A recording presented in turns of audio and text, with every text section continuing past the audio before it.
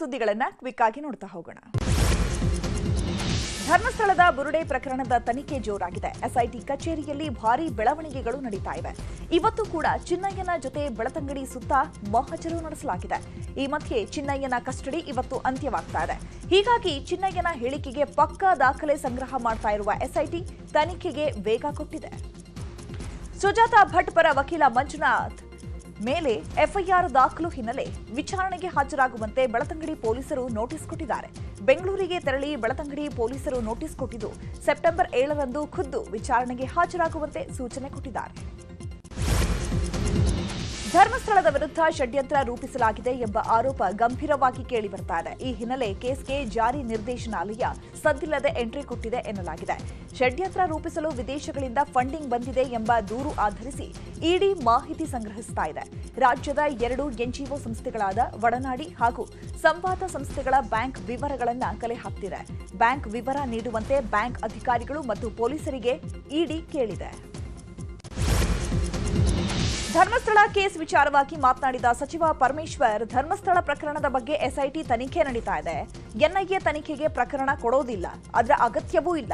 SIT ತನಿಖೆ ಮುಗಿದು ವರದಿ ಬರೋವರೆಗೂ ಬೇರ್ಯಾವುದೇ ತನಿಖೆ ಇಲ್ಲ. ಸದ್ಯಕ್ಕೆ ಎಸ್ಐಟಿ ತನಿಖೆಯಲ್ಲಿ ಯಾವುದೇ ಸಮಸ್ಯೆ ಇಲ್ಲ ಅಂತ ಹೇಳಿದ್ದಾರೆ. ನಾನು ಹೇಳಿದ್ದೇನೆ, ಎನ್ಐಎ ಕೊಡತಕ್ಕಂಥ ಅಗತ್ಯ ಇಲ್ಲ. ಎಸ್ಐಟಿಯನ್ನ ಮಾಡಿದ್ದೇವೆ. ಎಸ್ಐಟಿ ಕೆಲಸ ಮಾಡ್ತಾ ಇದೆ. ಹಾಗಾಗಿ ಎಸ್ಐಟಿ ಕೆಲಸ ಮಾಡುವಾಗ ಇನ್ನೊಂದು ಏಜೆನ್ಸಿ ಕೊಡೋ ಅಗತ್ಯ ಇಲ್ಲ. ಇದನ್ನು ನಾನು ಹೇಳಿದ್ದೇನೆ, ಮಾನ್ಯ ಮುಖ್ಯಮಂತ್ರಿಗಳು ಹೇಳಿದ್ದಾರೆ. ಅದರಿಂದ ಅವರ ಬೇಡಿಕೆ, ಅವರು ದಿನನಿತ್ಯ ಇದನ್ನು ಬೇರೆ ರೀತಿಯಲ್ಲಿ ತೆಗೆದುಕೊಂಡು ಹೋಗ್ತಾ ಇದ್ದಾರೆ. ಅದಕ್ಕಾಗಿ ಅವರು ಡಿಮ್ಯಾಂಡ್ ಮಾಡ್ತಾರೆ. ನಾವು ಎನ್ಐಎ ಕೊಡೋ ಧರ್ಮಸ್ಥಳ ಪ್ರಕರಣವನ್ನ ಎನ್ಐಎಗೆ ವಹಿಸಿ ಅಂತಿರೋ ಬಿಜೆಪಿಯವರ ಮೇಲೆ ಸಿಎಂ ಸಿದ್ದರಾಮಯ್ಯ ಗರಂ ಆಗಿದ್ದಾರೆ. ಮೈಸೂರಿನಲ್ಲಿ ಮಾತನಾಡಿದ ಮುಖ್ಯಮಂತ್ರಿಗಳು, ನಮ್ಮ ಪೊಲೀಸರ ಮೇಲೆ ಬಿಜೆಪಿಗೆ ನಂಬಿಕೆ ಇಲ್ವಾ? ಬಿಜೆಪಿಯವರು ಮೊದಲು ತನಿಖೆ ಮಾಡಿ ಅಂತಿದ್ರು. ಎಸ್ಐಟಿ ತನಿಖೆ ನಡೆಸಿದಾಗ ಯಾವ ಕಳೆಬರಾನೂ ಸಿಗಲಿಲ್ಲ ಅಂತ ಈಗ ರಾಜಕೀಯ ಮಾಡ್ತಿದ್ದಾರೆ ಅಂತ ಕಿಡಿಕಾರಿದ್ರು. ಪೊಲೀಸ್ನವ್ರ ಮೇಲೆ ನಂಬಿಕೆ ಇಲ್ಲ, ಎನ್ಐಎ ಮಾಡಿ ಅಂತ ಹೇಳ್ತಾರೆ ಅಲ್ವಾ, ತನಿಖೆ ಮಾಡಿ ಅಂತ. ಇದು ತನಿಖೆ ನಡೀತಾ ಇರೋದು ಯಾವುದು? ತನಿಖೆ ಮಾಡೋರು ಪೊಲೀಸ್ನವರೇ ಅಲ್ವಾ? ನಮ್ಮ ಪೊಲೀಸ್ನವ್ರ ಮೇಲೆ ನಂಬಿಕೆ ಇಲ್ಲ ಇವರಿಗೆ. ಬಿಗಿನಿಂಗ್ನಲ್ಲಿ ಇವರು ತನಿಖೆ ಮಾಡಿ ಅಂತ ಹೇಳಿದ್ರ, ಸ್ವಲ್ಪ ದಿನದವರೆಗೆ ತನಿಖೆ ಮಾಡಿ ಅಂತ ಹೇಳಲೇ ಇಲ್ಲ. ಆಮೇಲೆ ಡೆಡ್ ಬಾಡಿ ಸಿಕ್ಕದೆ ಹೋದ್ಮೇಲೆ ಶುರು ಮಾಡಿದ್ರು ತನಿಖೆ ಮಾಡಿ ಅಂತ. ಅಲ್ಲಿವರೆಗೆ ತನಿಖೆ ಮಾಡಲಿಲ್ಲ, ಸ್ವತಂತ್ರವಾಗಿ ಮಾಡ್ತಾ ಇದ್ದಾರೆ. ಸತ್ಯ ಹೊರಗಡೆ ಬರಲಿ, ಗೊತ್ತಾಗ್ಲಿ ಪೊಲೀಸ್ನವರು. ಧರ್ಮಸ್ಥಳದ ಬಗ್ಗೆ ಷಡ್ಯಂತ್ರ ರೂಪಿಸಿ ಅಪಪ್ರಚಾರ ಮಾಡುತ್ತಿದ್ದಾರೆ. ಇಡೀ ಪ್ರಕರಣವನ್ನ ಎನ್ಐಎಗೆ ವಹಿಸಿ ಅಂತ ಮಾಜಿ ಸಚಿವ ಈಶ್ವರಪ್ಪ ಆಗ್ರಹಿಸಿದ್ದಾರೆ. ಶಿವಮೊಗ್ಗದ ರಾಷ್ಟ್ರಭಕ್ತ ಬಳಗದಿಂದ 250 ಕಾರುಗಳಲ್ಲಿ ಧರ್ಮಸ್ಥಳಕ್ಕೆ ರ್ಯಾಲಿ ಕೈಗೊಂಡಿದ್ದಾರೆ. ಕಾಶಿ ವಿಶ್ವನಾಥನ ಸನ್ನಿಧಿಯಿಂದ ಗಂಗಾಜಲ, ಶಿವಮೊಗ್ಗ ನಗರದ ತುಂಗಾಜಲ, ನೇತ್ರಾವತಿ ನದಿಯಲ್ಲಿ ಧರ್ಮಸ್ಥಳ ಶುದ್ಧೀಕರಣಕ್ಕಾಗಿ ಈಶ್ವರಪ್ಪ ಪವಿತ್ರ ನೀರನ್ನು ತಂದಿದ್ದಾರೆ. ಮಾಜಿ ಸಚಿವ ರಾಜಣ್ಣ ಬಗ್ಗೆ ಶಾಸಕ ಎಚ್ಸಿ ಬಾಲಕೃಷ್ಣ ಸ್ಫೋಟಕ ಹೇಳಿಕೆ ನೀಡಿದ್ದಾರೆ. ಬಿಜೆಪಿಗೆ ಈಗಾಗಲೇ ರಾಜಣ್ಣ ಅರ್ಜಿ ಹಾಕಿದ್ದಾರೆ. ಇದರಲ್ಲಿ ನಮ್ಮ ನಾಯಕರ ಷಡ್ಯಂತ್ರ ಇಲ್ಲ. ರಾಜಣ್ಣ ಅವರ ಬ್ರೈನ್ ಮ್ಯಾಪಿಂಗ್ ಮಾಡಲಿ, ಯಾರ ಜೊತೆ ಸಂಪರ್ಕದಲ್ಲಿದ್ದಾರೆ ಅನ್ನೋದು ಗೊತ್ತಾಗುತ್ತೆ ಅಂತ ಬಾಂಬ್ ಸಿಡಿಸಿದ್ದಾರೆ. ಈಗ ಮಾತು ಮನೆ ಕೆಡಿಸ್ತು, ತೂತು ಒಲೆ ಕೆಡಿಸ್ತು ಅಂತ ಗಾದೆ ಇಲ್ಲ. ಹಂಗೆ ಅವ್ರ ಮಾತಿನಿಂದ ಅವ್ರು ಕೆಟ್ಟಿರ್ತಕ್ಕಂಥದ್ದೇ ವಿನ ಬೇರೆ ಯಾವ ಷಡ್ಯಂತ್ರನೂ ಇದರಿಂದ ಇಲ್ಲ. ಈಗೇನು ಮಾಡಕೊಂಡವ್ರೆ ನನಗೆ ಗೊತ್ತಿರಂಗೆ ಅವ್ರು ಬೇರೆ ಪಕ್ಷಕ್ಕೆ ಹೋಗ್ಕೊಂಡವ್ರೆ. ರಾಜಣ್ಣ ಅವರೇ ಸರ್, ರಾಜಣ್ಣ ಬಿಜೆಪಿ ಪಕ್ಷಕ್ಕೆ ಈಗಾಗಲೇ ಅರ್ಜಿ ಹಾಕೊಂಡವ್ರೆ, ಹೊರಡಕೊಂಡವ್ರೆ. ನಮ್ಮ ಮೇಲೆ ಗೂಬೆ ಕುಂಡಿಸ್ಬೇಕು, ನಮ್ಮ ನಾಯಕರ ಮೇಲೆ ಗೂಬೆ ಕುಂಡಿಸ್ಬೇಕು. ಇದು ನಮ್ಮ ನಾಯಕರ ಷಡ್ಯಂತ್ರ ಇಲ್ಲವೇ ಇಲ್ಲ. ಇದರಲ್ಲಿ ಯಾರ್ದು ಬ್ರೈನ್ ಮ್ಯಾಪಿಂಗ್ ಯಾರ್ದಾಗಬೇಕು ಸರ್? ರಾಜಣ್ಣ ಅವರು ಯಾರ ಜೊತೆ ಸಂಪರ್ಕದಲ್ಲಿ ಅವ್ರೆ ಅಂತ ರಾಜಣ್ಣ ಅವರು ಗೊತ್ತಾಗಬೇಕಾದ್ರೆ ಎಲ್ಲರ ಜೊತೆ ಚರ್ಚೆ ಮಾಡೋರು. ಅವ್ರು ಆಗಲೇ ಬೇರೆ ಜೊತೆ ಬೇರೆ ಪಕ್ಷದ ಸಂಪರ್ಕದಲ್ಲಿ ಇದ್ದಾರೆ. ಬಾಲಕೃಷ್ಣ ಅವರಿಂದಲೇ ಸೆಪ್ಟೆಂಬರ್ ಕ್ರಾಂತಿ ಶುರು ಆಗುತ್ತೆ ಅಂತ ಎಂಎಲ್ಸಿ ರಾಜೇಂದ್ರ ತಿರುಗೇಟು ಕೊಟ್ಟಿದ್ರು.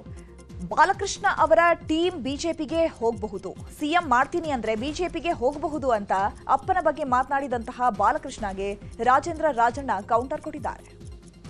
ಈ ಬಾಲಕೃಷ್ಣ ಅವರು ನಮ್ಮ ಪಕ್ಷದಲ್ಲಿ ಶಾಸಕರಿದ್ದಾರೆ. ನಮ್ಮ ಪಕ್ಷಕ್ಕೆ ಸೇರ್ಪಡೆ ಆಗಿಂತ ಮುಂಚೆ ಯಾವ ಪಕ್ಷದಲ್ಲಿ ಇದ್ದು ಬಂದ್ರಪ್ಪ? ಬಿಜೆಪಿನೂ ಮುಗಿಸಿದ್ದಾರೆ, JDS ಮುಗಿಸಿದ್ದಾರೆ. JDS ಅಲ್ಲೂ ಶಾಸಕರಿದ್ರು, ನಮ್ಮ ಪಕ್ಷದಲ್ಲೂ ಬಂದು ಒಂದು ಬಾರಿ ಸೋತು ಈ ಬಾರಿ ಗೆದ್ದಿದ್ದಾರೆ.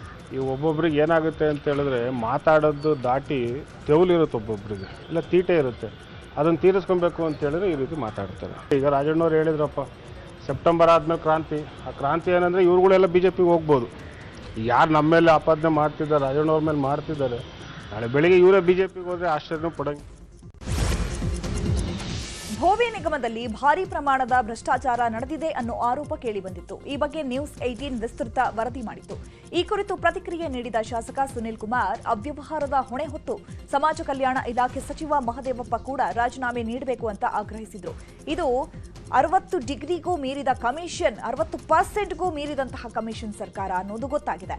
ಪ್ರಕರಣದ ಹೊಣೆಯನ್ನ ನಿಗಮದ ಅಧ್ಯಕ್ಷರ ತಲೆಗೆ ಕಟ್ಟೋದು ಬೇಡ ಅಂತ ಸುನಿಲ್ ಕುಮಾರ್ ಹೇಳಿದರು. ಇನ್ನು ಇದೇ ವಿಚಾರವಾಗಿ ಪ್ರತಿಕ್ರಿಯೆ ನೀಡಿದ ಎಚ್ ವಿಶ್ವನಾಥ್, ಈ ಸರ್ಕಾರವೇ ಪರ್ಸೆಂಟೇಜ್ ಸರ್ಕಾರ. ಕರ್ನಾಟಕದಲ್ಲಿ ಅಭಿವೃದ್ಧಿಯೇ ನಡೀತಾ ಇಲ್ಲ. ಎಲ್ಲಾ ನಿಗಮದಲ್ಲೂ ಕೋಟ್ಯಾಂತರ ರೂಪಾಯಿ ಅವ್ಯವಹಾರ ನಡೀತಾ ಇದೆ. ನಿಗಮದಲ್ಲಿ ಎಲ್ಲರೂ ಅಯೋಗ್ಯರೇ ತುಂಬಿಕೊಂಡಿದ್ದಾರೆ ಅಂತ ಹೇಳಿದರು.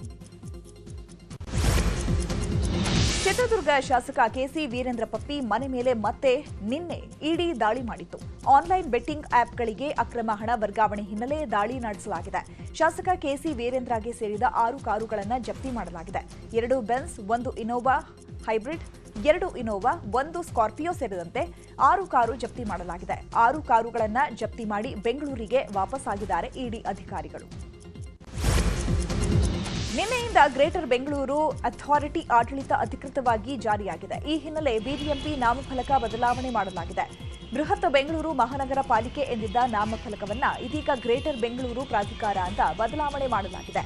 ಕಾರ್ಪೊರೇಷನ್ ಸರ್ಕಲ್ ಬಳಿ ಇರುವಂತಹ ಕೇಂದ್ರ ಕಚೇರಿ ನಾಮಫಲಕ ಬದಲಿಸಲಾಗಿದೆ. ಬೆಂಗಳೂರಿನಲ್ಲಿ 19 ವರ್ಷದ ಯುವತಿಗೆ ಲೈಂಗಿಕ ಕಿರುಕುಳ ನೀಡಿದ ಆರೋಪ ಕೇಳಿಬಂದಿದೆ. 58 ವರ್ಷದ ಡಾಕ್ಟರ್ ಎಂ ನಿರಂಜನ್ ಮೂರ್ತಿ ಮೇಲೆ ಆರ್ಆರ್ ನಗರ ಠಾಣೆಯಲ್ಲಿ ಎಫ್ಐಆರ್ ದಾಖಲಾಗಿದೆ. ಯೋಗಾಸನ ಸ್ಪೋರ್ಟ್ಸ್ ಅಸೋಸಿಯೇಷನ್ನ ಜನರಲ್ ಸೆಕ್ರೆಟರಿ ಆಗಿರುವ ನಿರಂಜನ್ ಮೂರ್ತಿ ಯೋಗ ಸ್ಪರ್ಧೆಯಲ್ಲಿ ಮೆಡಲ್ ಕೊಡಿಸೋ ನೆಪದಲ್ಲಿ ಕಿರುಕುಳ ನೀಡಿದ್ದಾರಂತೆ. 2023ರಲ್ಲಿ ಯೋಗ ಸ್ಪರ್ಧೆಯಲ್ಲಿ ಭಾಗವಹಿಸಲು ಥೈಲ್ಯಾಂಡ್ಗೆ ಹೋಗಿದ್ದಾಗ ಘಟನೆ ನಡೆದಿದೆ ಅಂತ ದೂರು ನೀಡಲಾಗಿದೆ.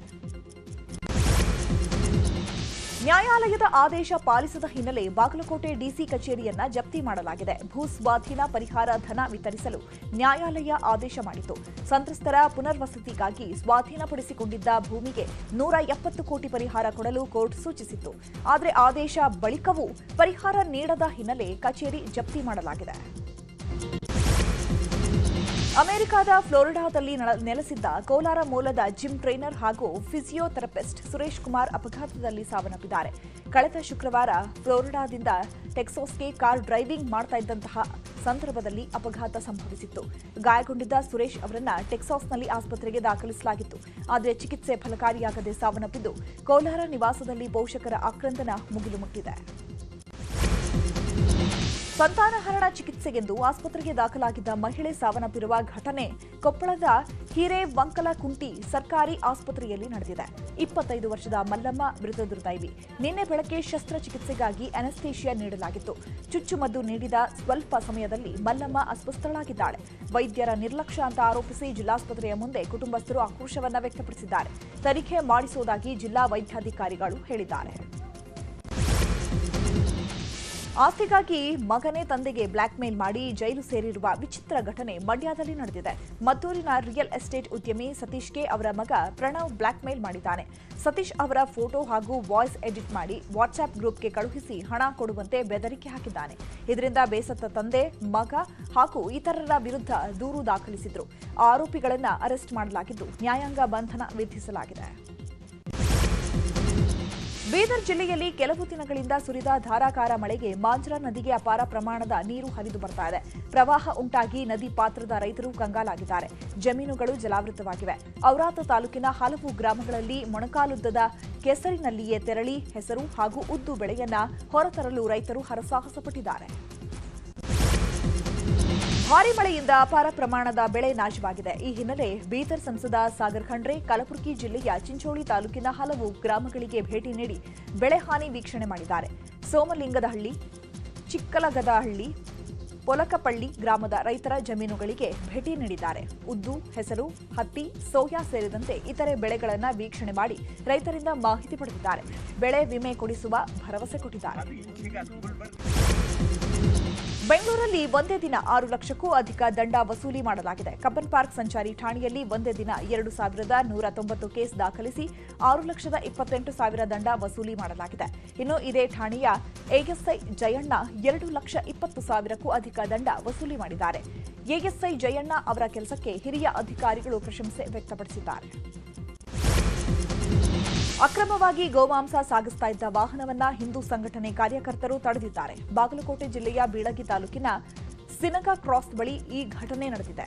ವಿಜಯಪುರದಿಂದ ಹುಬ್ಬಳ್ಳಿ ಕಡೆಗೆ ಹೊರಟಿದ್ದಂತಹ ವಾಹನದಲ್ಲಿ 2 ಟನ್ನಷ್ಟು ಗೋಮಾಂಸ ಗೋಮೂಳೆ ಇತ್ತು. ಚಾಲಕ ಹಸನ್ ಸಾಬ್ ಜಂಬಗಿ ಹಾಗೂ ವಾಹನವನ್ನ ಪೊಲೀಸರು ವಶಕ್ಕೆ ಪಡೆದಿದ್ದಾರೆ. ವಿದ್ಯುತ್ ತಂತಿ ತಗುಲಿ ರೈತ ಮೃತಪಟ್ಟಿರುವ ಘಟನೆ ಬೆಳಗಾವಿ ಜಿಲ್ಲೆಯ ರಾಯಬಾಗ ತಾಲೂಕಿನ ಬಸ್ತವಾಡ ಗ್ರಾಮದಲ್ಲಿ ನಡೆದಿದೆ. 21 ವರ್ಷದ ಸದಾಶಿವ ಭೀಮಪ್ಪ ಜಳಕ್ಕಿ ವಿದ್ಯುತ್ ತಂತಿ ತಗುಲಿ ಸಾವನ್ನಪ್ಪಿದ್ದಾನೆ. ಸ್ಥಳಕ್ಕೆ ಹಾರುಗೇರಿ ಪೊಲೀಸರು ಹಾಗೂ ಹೆಸ್ಕಾಂ ಅಧಿಕಾರಿಗಳು ಭೇಟಿ ನೀಡಿ ಪರಿಶೀಲಿಸಿದರು. ಮೃತ ಸದಾಶಿವ ಕುಟುಂಬಕ್ಕೆ 5 ಲಕ್ಷ ರೂಪಾಯಿ ಪರಿಹಾರ ಧನ ನೀಡುವುದಾಗಿ ಅಧಿಕಾರಿಗಳು ಭರವಸೆ ಕೊಟ್ಟಿದ್ದಾರೆ. ಚಿಕ್ಕಬಳ್ಳಾಪುರ ಜಿಲ್ಲೆಯ ಐಮರೆಡ್ಡಿಹಳ್ಳಿ ಬಳಿ ಚಲಿಸ್ತಾ ಇದ್ದಂತಹ ವೇಳೆ ಆಟೋ ಚಾಲಕನಿಗೆ ಮೂರ್ಛೆ ಬಂದು ಚಾಲಕ ಆಟೋ ಸಮೇತ ಹಳ್ಳಕ್ಕೆ ಬಿದ್ದಿದ್ದಾನೆ. ತಕ್ಷಣ ಸಾರ್ವಜನಿಕರು ಆಟೋ ಚಾಲಕನನ್ನ ಆಸ್ಪತ್ರೆಗೆ ದಾಖಲಿಸಿದ್ದಾರೆ. ಸಣ್ಣಪುಟ್ಟ ಗಾಯಗಳೊಂದಿಗೆ ಚಾಲಕ ಫಯಾಜ್ ಪಾರಾಗಿದ್ದಾನೆ. ಆಂಧ್ರಪ್ರದೇಶದಿಂದ ಚಿಂತಾಮಣಿ ಕಡೆಗೆ ಆಟೋದಲ್ಲಿ ಬಾಳೆಹಣ್ಣು ತರುವಾಗ ಮೂರ್ಛೆ ಬಂದು ಹಳ್ಳಕ್ಕೆ ಫಯಾಜ್ ಬಿದ್ದಿದ್ದ. ಬೀದರ್ ಜಿಲ್ಲೆಗೆ ಬೆಳಕು ನೀಡಲು ಶ್ರಮಿಸುವ ಜೆಸ್ಕಾಂ ನೌಕರರಿಗೆ ಕತ್ತಲ ಭಾಗ್ಯ ಸಿಕ್ಕಿದೆ. ಬೀದರ್ನ ಚಿದ್ರಿ ಬಳಿಯ ಕೆಇಪಿ ಫಂಕ್ಷನ್ ಹಾಲ್ನಿಂದ ವಸತಿ ಗೃಹಗಳವರೆಗೆ ರೋಡ್ನಲ್ಲಿ ಬೀದಿ ದೀಪಗಳಿಲ್ಲ. ರಾತ್ರಿ ಹೊತ್ತು ಕತ್ತಲಲ್ಲಿ ಓಡಾಡೋಕೆ ಭಯಪಡುತ್ತಿದ್ದಾರೆ ಮಹಿಳೆಯರು ಮತ್ತು ಮಕ್ಕಳು. ಅಧಿಕಾರಿಗಳ ವಿರುದ್ಧ ಜೆಸ್ಕಾಂ ನೌಕರರು ಆಕ್ರೋಶವನ್ನು ವ್ಯಕ್ತಪಡಿಸಿದ್ದಾರೆ. ದಕ್ಷಿಣ ಕನ್ನಡ ಜಿಲ್ಲೆ ಪುತ್ತೂರು ತಾಲೂಕಿನ ಉಪ್ಪಿನಂಗಡಿಯಲ್ಲಿ ಫೋರ್ಜರಿ ಮಾಡಿ ಜಾಗ ಕಬಳಿಸಿರುವುದು ಪತ್ತೆಯಾಗಿದೆ. ನೇತ್ರಾವತಿ ನದಿ ಬದಿಯ ಜಾಗದಲ್ಲಿ ವಾಣಿಜ್ಯ ಉದ್ದೇಶಕ್ಕಾಗಿ ಪುತ್ತೂರು ನಗರ ಯೋಜನಾ ಪ್ರಾಧಿಕಾರಕ್ಕೆ ಅರ್ಜಿ ಸಲ್ಲಿಸಿದ್ರು. ಸರಿಯಾಗಿ ಸ್ಥಳ ಪರಿಶೀಲನೆಯನ್ನೂ ನಡೆಸದೆ ಕಳೆದ ಏಪ್ರಿಲ್ 24ರಂದು ಅನುಮೋದನೆ ನೀಡಲಾಗಿತ್ತು. ಈ ಬಗ್ಗೆ ಆಗಸ್ಟ್ 6ರಂದು ನಗರ ಯೋಜನಾ ಪ್ರಾಧಿಕಾರದಿಂದ ನೆಕ್ಕಿಲ್ಲಾಡಿ ಗ್ರಾಮ ಪಂಚಾಯತ್ ಪಿಡಿಒಗೆ ಪತ್ರ ಬರೆದಿದ್ದು, ವಿಚಾರಣೆ ವೇಳೆ ಫೋರ್ಜರಿ ಸಹಿ ಮಾಡಿರುವುದು ಬೆಳಕಿಗೆ ಬಂದ ಕಾರಣ ಪ್ಲಾನ್ ರದ್ದುಪಡಿಸಲಾಗಿದೆ. ವೇಶ್ಯಾವಾಟಿಕೆ ಅಡ್ಡೆಗಳ ಮೇಲೆ ಪೊಲೀಸರು ದಾಳಿ ಮಾಡಿರುವ ಘಟನೆ ಕೋಲಾರ ಜಿಲ್ಲೆ ಬಂಗಾರಪೇಟೆ ತಾಲೂಕಿನ ದೇಶಿಹಳ್ಳಿ ಹಾಗೂ ಬೆಮೆಲ್ ನಗರದಲ್ಲಿ ನಡೆದಿದೆ. ದಾಳಿಯಲ್ಲಿ 7 ಜನ ಯುವತಿಯರನ್ನ ರಕ್ಷಣೆ ಮಾಡಲಾಗಿದ್ದು, ಕಿಂಗ್ ಪಿನ್ ಪರಾರಿಯಾಗಿದ್ದಾನೆ. ಬಳ್ಳಾರಿಯಲ್ಲಿ ಹಿಂದೂ ಮಹಾಸಭಾ ಗಣಪತಿ ವಿಸರ್ಜನೆ ವೇಳೆ ಮಾಜಿ ಸಚಿವ ಶ್ರೀರಾಮುಲು ಭರ್ಜರಿ ಡಾನ್ಸ್ ಮಾಡಿದ್ದಾರೆ. ಬಳ್ಳಾರಿಯ ಸೆಂಟ್ರನರಿ ಹಾಲ್ನಲ್ಲಿ ಪ್ರತಿಷ್ಠಾಪನೆ ಮಾಡಿದ್ದ ಗಣೇಶನ ವಿಸರ್ಜನೆ ವೇಳೆ ಪ್ರಮುಖ ಬೀದಿಗಳಲ್ಲಿ ಮೆರವಣಿಗೆ ಮಾಡಲಾಯಿತು. ಈ ವೇಳೆ ಶ್ರೀರಾಮುಲು, ಮಾಜಿ ಶಾಸಕ ಸೋಮಶೇಖರ್ ರೆಡ್ಡಿ ಭಾಗವಹಿಸಿದ್ರು. ಈ ವೇಳೆ ಅಭಿಮಾನಿಗಳ ಒತ್ತಾಸೆಗೆ ಮಣಿದು ಶ್ರೀರಾಮುಲು, ಸೋಮಶೇಖರ್ ರೆಡ್ಡಿ ಭರ್ಜರಿ ಹೆಜ್ಜೆ ಹಾಕಿದ್ದಾರೆ.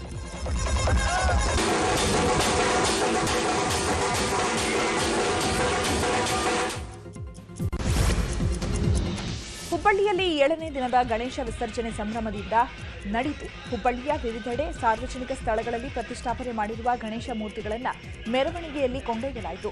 ಡಿಜೆ ತಾಳಕ್ಕೆ ಹುಚ್ಚೆದ್ದು ಕುಣಿದ ಜನ ಸಂಭ್ರಮದಿಂದ ಕೇಕೆ ಹಾಕಿದರು. ಮೆರವಣಿಗೆ ಮೂಲಕ ಗಣೇಶ ಮೂರ್ತಿಗಳ ಕೊಂಡೊಯ್ದು ಬಾವಿ ಮತ್ತು ಕೆರೆಯಲ್ಲಿ ವಿಸರ್ಜನೆ ಮಾಡಿದರು. ವಿಸರ್ಜನೆಗೆ ಹೋಗುವಾಗ ಗಣಪನಿಗೆ ಮುಸ್ಲಿಮರು ಪೂಜೆ ಸಲ್ಲಿಸಿದ್ದಾರೆ. ಕೇಶವಾಪುರದ ಶಬರಿ ನಗರದಲ್ಲಿ ವೈವೈಖ್ಯತೆ ಪೂಜೆ ನಡೆಸಲಾಗಿದೆ.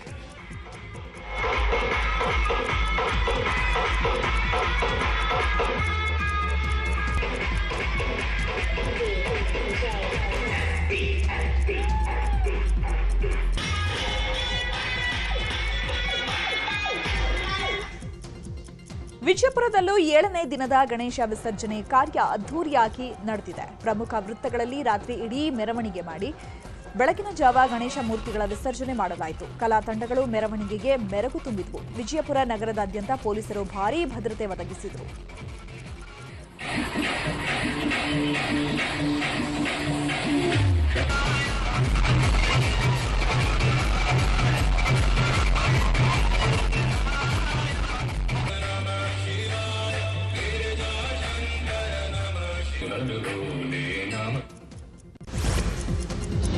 ಒಳ ಮೀಸಲಾತಿ ವಿರೋಧಿಸಿ ಗದಗ ಜಿಲ್ಲೆಯ ಶಿರಹಟ್ಟಿ ಪಟ್ಟಣದಲ್ಲಿ ವಿನೂತನ ಪ್ರತಿಭಟನೆ ಮಾಡಲಾಗಿದೆ. ನೆಹರು ಸರ್ಕಲ್ನಲ್ಲಿ ಶಿರಹಟ್ಟಿ ಬಿಜೆಪಿ ಶಾಸಕ ಡಾಕ್ಟರ್ ಚಂದ್ರು ಲಮಾಣಿ ನೇತೃತ್ವದಲ್ಲಿ ಪ್ರತಿಭಟನೆ ನಡೆಸಲಾಗಿದೆ. ಪ್ರತಿಭಟನೆಯಲ್ಲಿ ಲಂಬಾಣಿ, ಭೋವಿ, ಕೊರಮ, ಕೊರಚ ಸಮಾಜದ ನೂರಾರು ಜನರು ಪಾಲ್ಗೊಂಡಿದ್ದರು. ತಲೆ ಬೋಳಿಸಿಕೊಂಡು ಉರುಳು ಸೇವೆ ಮಾಡಿ ಸರ್ಕಾರದ ವಿರುದ್ಧ ಆಕ್ರೋಶವನ್ನು ವ್ಯಕ್ತಪಡಿಸಿದರು. ಶಿರಹಟ್ಟಿ ಪಟ್ಟಣದ ಫಕೀರೇಶ್ವರ ಮಠದಿಂದ ತಹಸೀಲ್ದಾರ್ ಕಚೇರಿವರೆಗೆ ಮೆರವಣಿಗೆ ನಡೆಸಿದ್ದಾರೆ. ಕಲ್ಲು ಗಣಿಗಾರಿಕೆ ವೇಳೆ ಬೆಟ್ಟಗಳ ಮೇಲಿಂದ ಬಂಡೆಗಳು ಉರುಳಿ ಓರ್ವ ಸಾವನ್ನಪ್ಪಿರುವ ಘಟನೆ ಕೋಲಾರದ ಟೇಕಲ್ ಬೆಟ್ಟದಲ್ಲಿ ನಡೆದಿದೆ. 38 ವರ್ಷದ ಮಂಜುನಾಥ್ ಮೃತ ದುರ್ದೈವಿ. ಆಂಧ್ರ ಮೂಲದ ನವೀನ್ ಅನ್ನೋರಿಗೆ ಗಂಭೀರ ಗಾಯಗಳಾಗಿದ್ದು ಕೋಲಾರ ಜಿಲ್ಲಾಸ್ಪತ್ರೆಗೆ ದಾಖಲಿಸಲಾಗಿದೆ. ಇಲ್ಲಿ ಅನುಕಂಪದ ಆಧಾರದಲ್ಲಿ ಕೈಯಿಂದ ಕಲ್ಲು ಹೊಡೆಯಲು ಜಿಲ್ಲಾಡಳಿತ ಅನುಮತಿ ನೀಡಿದೆ. ಆದರೆ ಯಂತ್ರೋಪಕರಣ ಜಿಲಿಟಿನ್ ಸಿಡಿಮದ್ದು ಬಳಸಿ ಅಕ್ರಮ ಗಣಿಗಾರಿಕೆ ನಡೆಸಲಾಗ್ತಾ ಇದೆ ಅನ್ನೋ ಆರೋಪ ಕೇಳಿಬಂದಿದೆ. ಈ ಬಗ್ಗೆ ಮಾಸ್ತಿ ಪೊಲೀಸ್ ಠಾಣೆಯಲ್ಲಿ ಪ್ರಕರಣ ದಾಖಲಾಗಿದೆ. ಸಾಹಸ ಸಿಂಹ ವಿಷ್ಣುವರ್ಧನ್ಗೆ ಕರ್ನಾಟಕ ರತ್ನ ಪ್ರಶಸ್ತಿ ನೀಡಬೇಕು ಅಂತ ಹಿರಿಯ ನಟಿಯರು ಸಿಎಂಗೆ ಮನವಿ ಸಲ್ಲಿಸಿದ್ದಾರೆ. ಸಿಎಂ ಕಾವೇರಿ ನಿವಾಸದಲ್ಲಿ ಭೇಟಿಯಾದ ನಟಿ ಜಯಮಾಲಾ, ಶ್ರುತಿ, ಮಾಳವಿಕಾ ಅವಿನಾಶ್ ಸಿಎಂಗೆ ಮನವಿ ಪತ್ರ ಸಲ್ಲಿಸಿದರು.